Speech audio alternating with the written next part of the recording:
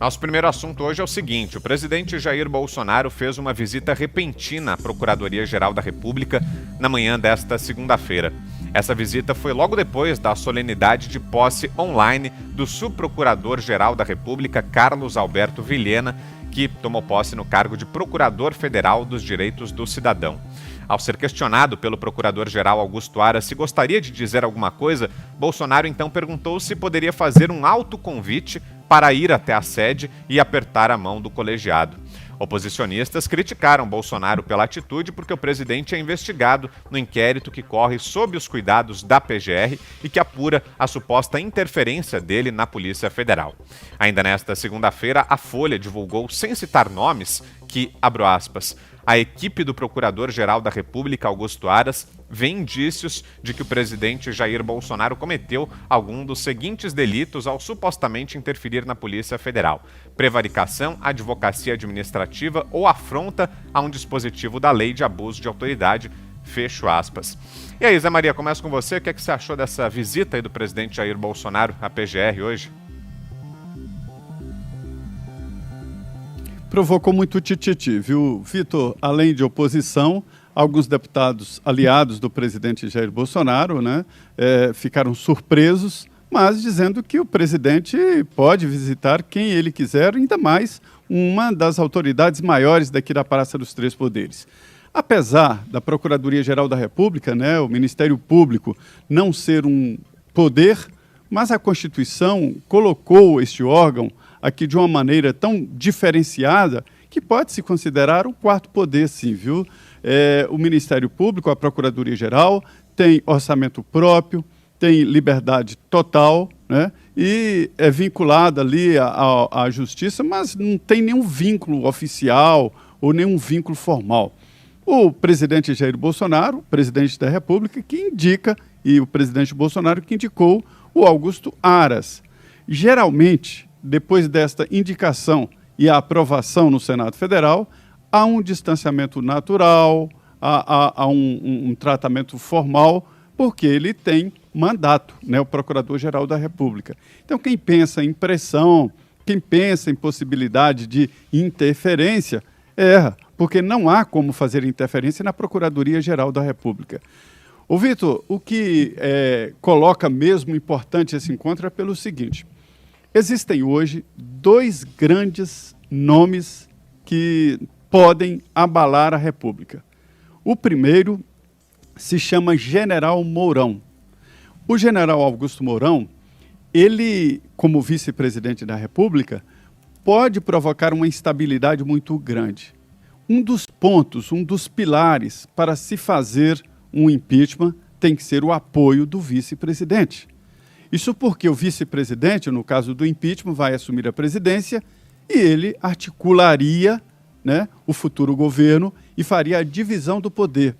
E ganharia apoio e votos pelo impeachment no Congresso Nacional. Tradicionalmente é assim. Eu já conversei com vários líderes, inclusive do Centrão, que dizem o seguinte, que o general Mourão não dá a menor abertura, não conversa e nem dá a possibilidade de se conversar sobre essa proposta. Tanto é assim que ele está sempre ao lado do presidente Jair Bolsonaro. E isso depois do próprio presidente Jair Bolsonaro, dizer que ele não seria o vice, já pensou outros nomes, no caso de uma reeleição. Mas o general Mourão está ali firme. Então, vamos descartar esse nome como uma possibilidade de traição, uma possibilidade de ação contra o governo. E o outro é o Procurador-Geral da República, Augusto Aras. É dele a competência exclusiva de denunciar um presidente da República. E existem dois inquéritos abertos no Supremo Tribunal Federal que poderiam chegar ao presidente Jair Bolsonaro. Um é sobre as manifestações consideradas antidemocráticas. E a outra é exatamente essa história que o Moro inventou de interferência na Polícia Federal. Por que eu digo que história que inventou? Porque não há como fazer uma interferência na Polícia Federal sem passar pelo ministro da Justiça.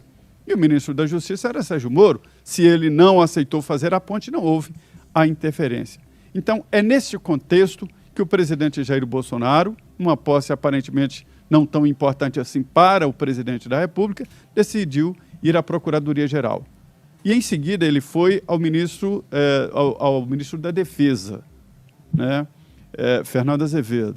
E essas andanças do presidente Jair Bolsonaro são importantes, né, são acordos e conversas ali que o presidente tem que fazer e sair mesmo do Palácio do Planalto. Não se pode ter um presidente encastelado. É esta a história.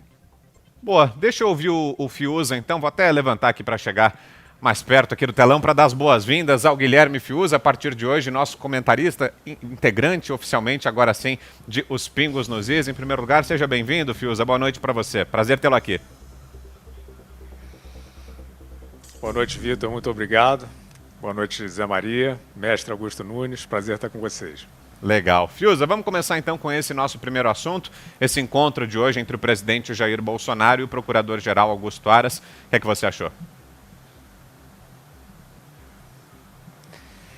Ô, Vitor, a gente está vendo movimentos teatrais, né? Eu acho que de parte a parte, porque a impressão que eu tenho, não é informação, é só de observação, que o Bolsonaro está respondendo com um gesto cênico, com um ato cênico, a um outro movimento que foi igualmente teatral, né? Quer dizer, aquela decisão do ministro Celso de Mello de divulgar o vídeo da reunião ministerial. O pedido foi da defesa do Moro, né?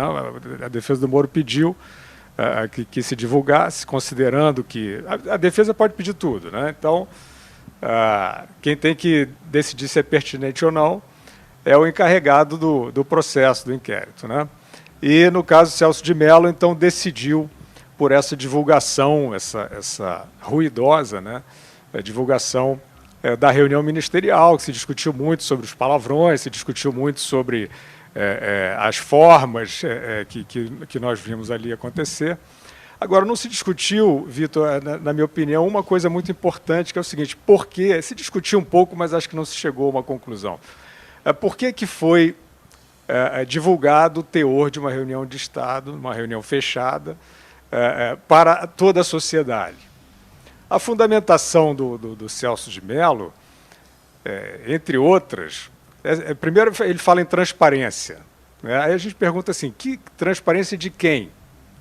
Do processo, quer dizer, o juiz precisa que a sociedade inteira, o juiz precisa que o processo esteja na televisão, né, para que ele possa formar a decisão dele. Outro ponto fundamentado pelo Celso de Mello, nessa decisão estranha, na minha opinião, foi que o Congresso Nacional, a Câmara dos Deputados, que é justamente quem tem aí a prerrogativa de pedir o impeachment do presidente, precisava conhecer o que se passou naquela reunião para, eventualmente, formar um juízo sobre pedir, processar o presidente por impeachment. A minha leitura, Vitor, é a seguinte: o Celso de Mello, então, ele fez uma sugestão ao Congresso Nacional que considere a possibilidade do impeachment, porque se ele mesmo não formou ainda o seu juízo, se ele mesmo não determinou se houve ou não houve crime, com que propósito preventivo, antecipado, ele oferece esse teor ao Congresso e à sociedade? Isso, na minha opinião, Vitor, isso foi um ato teatral do ministro Celso de Mello. Não me convenceram as fundamentações que ele alegou. Ele fez um espetáculo, na minha opinião. E eu acho que o Bolsonaro, que já fez, inclusive, uma caminhada, um jogging até o STF, o Bolsonaro também está fazendo uma ação que ele pretende, na minha opinião, que seja visível, porque, infelizmente, o processo, esses acontecimentos, eles estão se dando, isso é muito perigoso, eles estão se dando numa órbita de narrativas espetaculares. Eles têm que sair daí e voltar para a área do direito, né, para a área do processo. E a área do processo, a princípio, não precisa de arquibancada, né? O juiz não precisa de arquibancada para tomar uma decisão desse tipo. Augusto, e antes de passar para você, quero ler aqui uma nota que acaba de chegar, uma informação que acaba de chegar, uma nota divulgada pelo presidente Jair Bolsonaro, justamente sobre o vídeo da reunião. A nota diz o seguinte: diante da recente divulgação do vídeo da reunião ministerial do dia 22 de abril do corrente ano, pontuo o seguinte, e aí vem 7 tópicos. 1. Mantenho-me fiel à proteção e à defesa irrestritas do povo brasileiro, especialmente os mais humildes e aos que mais precisam. Sinto-me bem ao seu lado e jamais abrirei mão disso. 2. Nunca interferi nos trabalhos da Polícia Federal. São levianas todas as afirmações em sentido contrário. Os depoimentos de inúmeros delegados federais ouvidos confirmam que nunca solicitei informações a qualquer um deles. 3. Espero responsabilidade e serenidade no trato do assunto. 4. Por questão de justiça, acredito no arquivamento natural do inquérito que motivou a divulgação do vídeo. 5. Reafirmo o meu compromisso e respeito com a democracia e membros dos poderes legislativo e judiciário. 6. É momento de todos se unirem. Para tanto, devemos atuar para termos uma verdadeira independência e harmonia entre as instituições da República com respeito mútuo.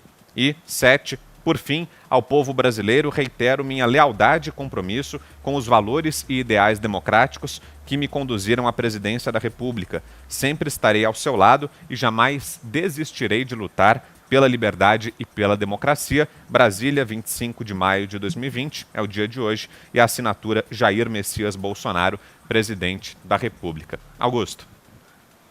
Perfeito, eu ia dizer exatamente isso, né? No lugar do presidente, eu evitaria a visita, que se deu justamente pelo que o Guilherme Fiuza acabou de dizer, né? É a espetacularização, como se dizia há pouco tempo aí, de um caso que podia ser tratado com mais discrição.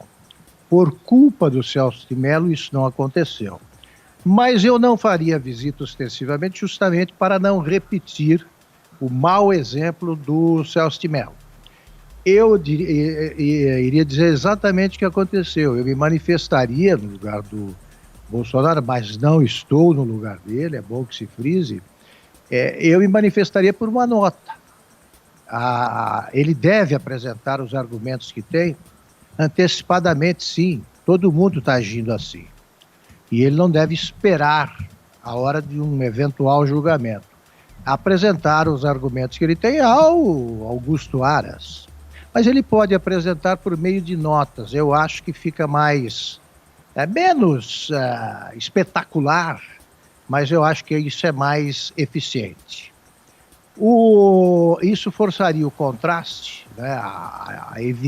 Isso evidenciaria o contraste entre uma ação que deve ser feita, é assim que deve ser feita, com a descrição possível, uma nota, né? E não com notas, com posts no Twitter, não, nada, é nota. Pode divulgar de todos os jeitos, mas tem que ter essa solenidade que a nota mostra, né, ou sublinha. O Celso de Mello está procurando um espetáculo. Eu repito aqui, no mesmo dia do dia que se daria a exibição do vídeo, né, que ele decidiria divulgar e, a meu ver, extrapolou aí todos os limites da lógica, tinha que se restringir ao objeto da investigação, que é o caso da eventual interferência nos rumos de inquéritos conduzidos pela Polícia Federal. Era por aí. No mesmo dia que ele fez isso, mais cedo, ele consultou o Procurador-Geral da República, pediu que se manifestasse sobre um pedido indevido, né, apresentado por partidos políticos que são contrários a tudo o que faz o presidente da República, e a mera consulta já é uma informação, mas já informa que o Celso de Mello admite a possibilidade de confiscar os celulares do presidente da República, que é um completo absurdo, e o próprio presidente já disse aqui, nos pingos dos is, depois, no dia em que isso aconteceu, disse que não entregaria o celular dele. Tá certo, não é desobedecer a uma ordem, a uma decisão do Supremo. É ignorar uma ilegalidade praticada por um ministro do Supremo, uma ação inconstitucional, abusiva, inclusive que ele deveria ter evitado. O Celso de Mello vai tentar se despedir do Supremo, esse é o último grande caso que ele vai julgar, como um genuíno pavão de Tatuí. Repito, cada época tem a águia de águia, o águia de águia merece, ele é o pavão de Tatuí. E ele vai ficar aparecendo aí para os seus conterrâneos, para os seus amigos de infância, etc. Só que isso interfere nos destinos do Brasil. Para mostrar que quem devia agir com sobriedade é que está fazendo esse teatro a que se referiu o Guilherme, é que o presidente deve fazer esse contraponto, agindo com a sobriedade que falta ao ministro. Forçar isso aí. No mais, eu queria saudar a chegada do Guilherme Fiuza, meu querido amigo, um grande jornalista e que só vai enriquecer aqui os pingos dos is. Ele isso é que se faz, O Supremo fica aí festejando o Celso de Mello, nós festejamos o Guilherme Fiuza. Está bem melhor a composição do programa